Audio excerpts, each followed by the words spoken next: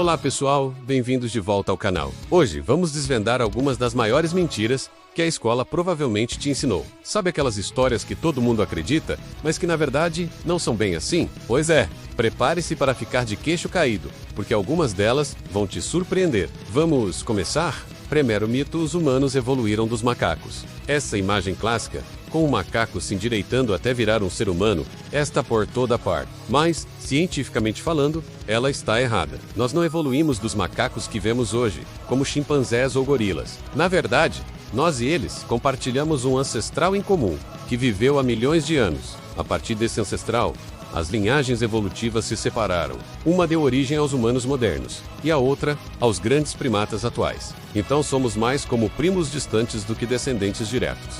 É uma pequena diferença, mas que muda tudo. Agora, vamos para o mundo da arte. Você provavelmente ouviu que Van Gogh cortou a própria orelha por causa de uma desilusão amorosa ou num acesso de loucura. A história é dramática, mas a verdade talvez seja ainda mais intrigante. Registros históricos mais recentes sugerem que ele não cortou a orelha inteira, mas sim uma parte do lóbulo. E a teoria mais aceita hoje é que ele teve uma briga feia com seu amigo, também, pintor Paul Gauguin. Alguns historiadores acreditam que Gauguin, que era mestre em esgrima, pode ter cortado a orelha de Van Gogh durante a discussão, e Van Gogh, para proteger o amigo, inventou a história de que ele mesmo havia se machucado.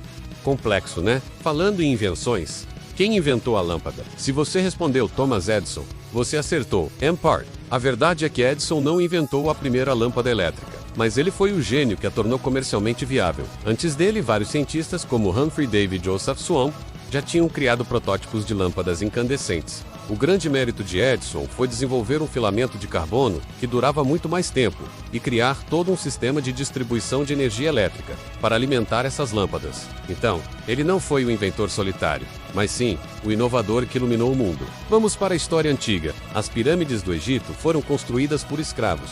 Essa imagem de milhares de escravos sofrendo sob o sol do deserto é forte. Mas descobertas arqueológicas recentes contam uma história diferente. Papiros e túmulos de trabalhadores encontrados perto das pirâmides mostram que eles eram, na verdade, trabalhadores assalariados e muito respeitados. Eles recebiam rações diárias de pão, cerveja e carne, e tinham até atendimento médico. A construção das pirâmides era um projeto nacional gigantesco, um trabalho que trazia honra. Eram cidadãos egípcios, não escravos, que ergueram esses monumentos incríveis. Outra que todo mundo aprende na escola: Cristóvão Colombo descobriu a América. Primeiro, é impossível descobrir um lugar que já era habitado por milhões de pessoas, com culturas e civilizações complexas. Mas, mesmo falando da chegada dos europeus, Colombo não foi o primeiro. Evidências históricas e arqueológicas mostram que os vikings liderados por Leif Erikson chegaram à América do Norte por volta do ano 1000, quase 500 anos antes de Colombo.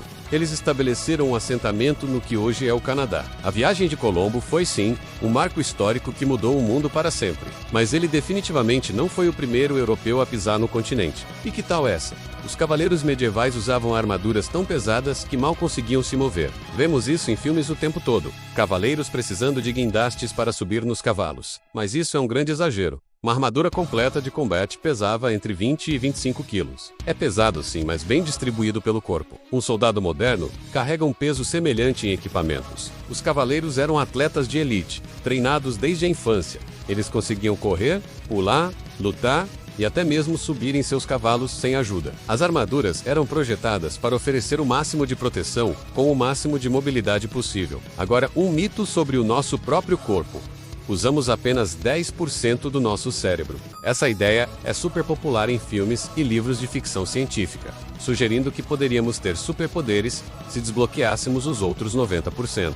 Mas neurologicamente, isso não faz o menor sentido. Graças a exames como ressonância magnética, sabemos que usamos praticamente todas as partes do nosso cérebro ao longo do dia, mesmo quando estamos dormindo. Cada região tem sua função, e até as tarefas mais simples ativam diversas áreas cerebrais. A ideia dos 10% é apenas um mito inspirador, mas infelizmente não passa disso. E para fechar com chave de ouro, Napoleão Bonaparte era baixinho. A imagem do líder francês baixinho e raivoso é um clássico, mas ele não era tão baixo assim para sua época. Sua altura era de cerca de 1,69 m. A altura média de um homem francês no início do século XIX era de aproximadamente 1,65 m.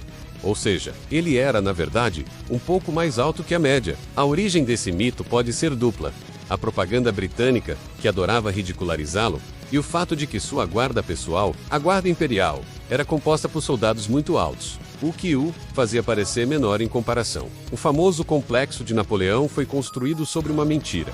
E aí, quantas dessas você acreditava? A história e a ciência estão sempre evoluindo, e é incrível como novas descobertas podem mudar tudo o que aprendemos. É sempre bom questionar e ir atrás da informação. Se você gostou de desvendar esses mitos comigo, não se esqueça de deixar o seu like, se inscrever no canal e ativar o sininho para não perder os próximos vídeos. Conta pra gente nos comentários qual mito mais te surpreendeu. Obrigado por assistir e até a próxima.